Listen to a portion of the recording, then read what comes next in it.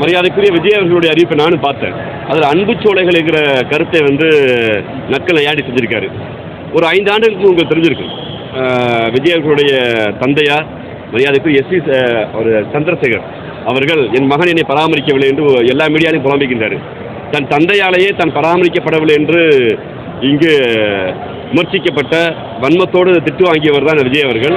அவருக்கு உறுதியாக தமிழ்நாட்டுடைய தாய்மார்கள் தந்தையர்கள் மூதாதைகளுடைய அந்த குரல் தெரியாது. அவர் ஒரு அறிக்கையில் எழுதியிருக்கார்.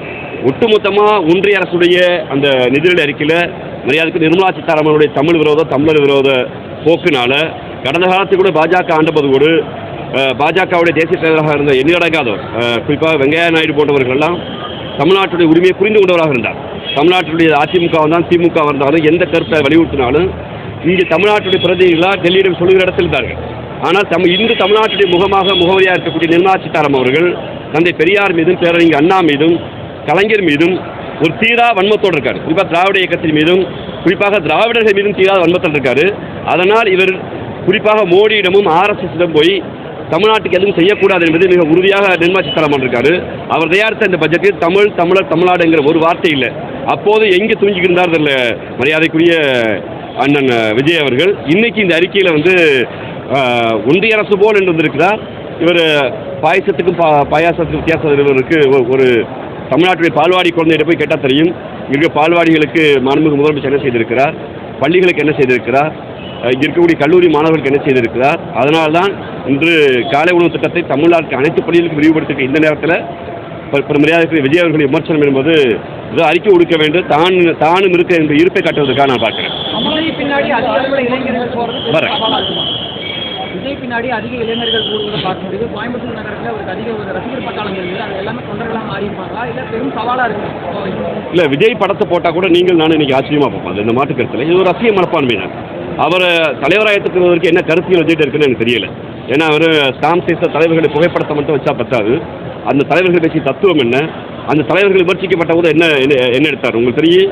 சீமானவர்களால் தற்குறித்தனமாக இன்னும் சொல்லப்போனால் ஒரு மன இறுக்கத்துக்கு உள்ளாகி சீமானவர்கள் தந்தை பெரியாரை மிக ஒருமையில் பேசிய போதெல்லாம் மௌனமாக வாய் மூடி அமைதியாக இருந்தது தான் நடிகர் விஜய் அவர்கள். தன்னுடைய தலைவர்கள் மீது ஒரு தாக்குதல் நடத்துகிற போது ஒரு அமைதியாக இருக்கிறவர் எப்படி தத்துவத்தினராக இருக்க முடியும்? பார்க்கிற இளந்தலைமுறையினர் மாணவ மாணவிகள் வளர்கிற இளைஞர்கள்லாம் விஜய் ஒரு நடிகராக ரசிப்பார்கள். ஆனால் அவர்களிடம் திராவிட முன்னேற்ற கழக மாணவர்களை ஒன்று சொல்லிக்கொள்ள விரும்புகிறது. நடிகர் விஜய் என்று உச்சம் தொட்டிருக்கிறார், எந்த மாற்று கருத்து இல்லை.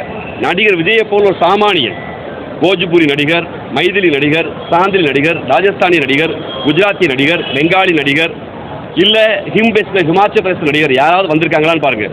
யாருமே இருக்க மாட்டாங்க. ஒரு அமிதாப் பச்சன், ஒரு ஷாருக் கான், சல்மான் கான் இந்திய தாய்மொழியாக கொண்ட இல்லை இந்தியை மட்டும்தான் தாய்மொழி நம்புகிற இந்தியை வளர்க்குற மும்பையில் இருக்க பாலிவுட் நடிகர் மட்டும் வந்திருப்பாங்க. ஏன் யூபியிலேருந்தும் பீகார்லேருந்தும் மாப்பியிலிருந்தும் சத்தீஸ்கர்லேருந்து ஒரிசாவில் நடிகர் வளரலைன்னா ஒட்டுமொத்த வட இந்தியாவில் இருக்கக்கூடிய எல்லா மொழி பேசுகளையும் இந்தி சினிமா திண்டு செரிச்சிருச்சு. ஆனால் தமிழ்நாட்டில் விஜய் போன்றவர்கள், நடிகர் அஜித் போன்றவர்கள், சிவகார்த்திகேயன் போன்றவர்கள்லாம் சாமானிய வீட்டு பிள்ளைகள் நடிகர்களாக வளர்றாங்கன்னா இங்கே தமிழ் சினிமா வளர்ந்துருக்கு. அந்த தமிழ் சினிமா வளர்வதற்கு விதை போட்டவர் பெருமரியாதைக்குரிய திராவிட முன்னேற்ற கழகத்துடைய ஆதர்ச கர்த்தா எங்களுடைய பேரறிஞர் அண்ணா அவர்கள். முத்தமிழக கலைஞர் தமிழ் சினிமாவில் புகழ்பெற்ற நடிகர்களை விட அதிக சம்பளம் வாங்கியவர். அப்போ தமிழ் சினிமாவை வளர்த்த திராவிட இயக்கத்தை பார்த்து இவர் குறை சொல்கிறாரு.